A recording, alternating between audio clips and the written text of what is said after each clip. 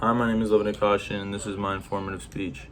The FRS, TRD, and BRZ is the cheapest sports car to ever make it in the history books of motor vehicles. Subaru and Toyota combination on the FRS, TRD, and BRZ was nothing but genius. This car hit the market back in 2013 under the Scion FRS badge, and it was everything that everybody was looking for. It had the looks and effects of a sports car, but without breaking the $50,000 price mark, which not that many sports cars can say that they've done. The catch about this car is the horsepower and the 4-cylinder 2-liter engine that only outputs a whopping 200 horsepower. FRS BRZ TRD has made it into the history books due to the features that it holds without a hefty price tag. Explaining the origin of the Scion FRS make, this would date back to 2013 when the car was first released, and nothing was to be the same. Brandon's SQ states that the car's design has been inspired by the gorgeous Toyota 2000 GT. The 2000 GT was a very well-known car due to the fact that it was driven by James Bond. It also closely resembles the Corvette because of its long nose and cabin that is located further in the back. The FRS has pretty much the same model. It's just a little bit more modernized, with the cabin is closer to the center of the car. There's not much difference other than the metal that is used, which is aluminum. This is a very lightweight metal that allows for the exterior body to have the most minimal effect on the power that the engine is outputting. The car itself is less than $30,000, and special models could be a little bit more, yet the reason for that isn't because they cheated out on material.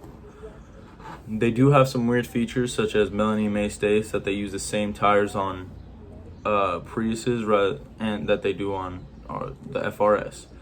The interesting part about this is the tires that they're using are Michelin Pro Sports, which are used because they have increased traction and better tread when driving and drifting.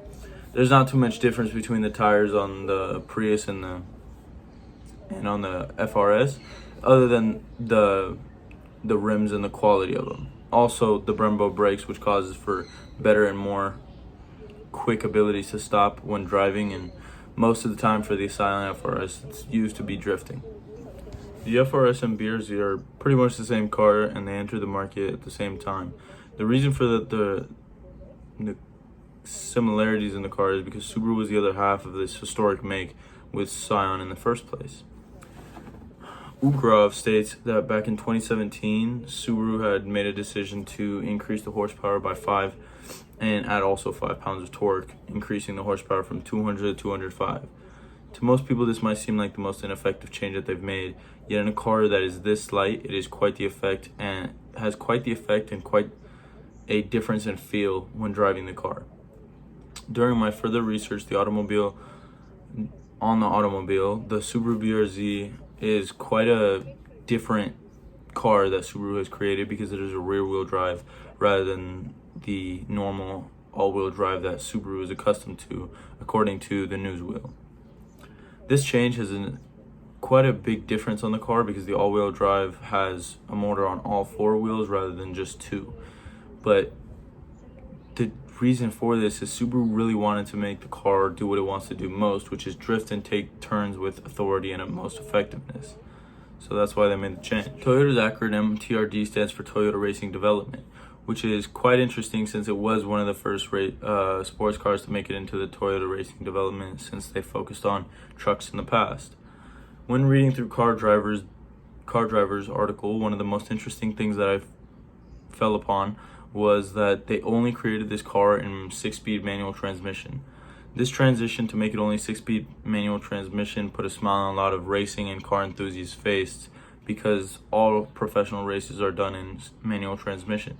So this was a way to kind of connect us daily drivers to professional drivers who love driving just as much as us. As Autoblog states, the GT86 TRD was named after the famed Toyota Corolla Levin. I have a personal relationship with this because it does have my name in it. Other than that, the TRD has lowered suspension to make hardcore turning feel as close to the pavement that you're driving on. And also the red caliper Brembo brakes, which are not only appealing to the eye, but makes it easier for more specific braking, and easier for downshifting. Overall, this car is just a joy to ride ever since the initial base model that was released back in 2013. These two companies have done nothing but get better in creating this model and keeping us drivers happy without breaking our banks. This vehicle has drifted its way into the history books as the most affordable yet enjoyable car to drive, and that has ever been manufactured. But let's just wait and see what these two companies will combine and make that will keep us on the edge of our seats for next year.